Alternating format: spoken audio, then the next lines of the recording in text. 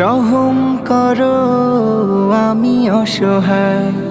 ইন্না ফি যালিকা আয়াতিন লিকুল্লি সাব্বারিন শাকুর।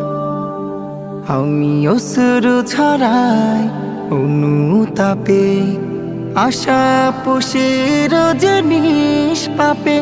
আমি অশ্রু ছড়াই অনুতাপে, আশা পুষে রজনীশ পাপে। তবে তোমার আদালতে দাঁড়াবো যে হালতে, ঘোষণা করো মোরে বেকসুর।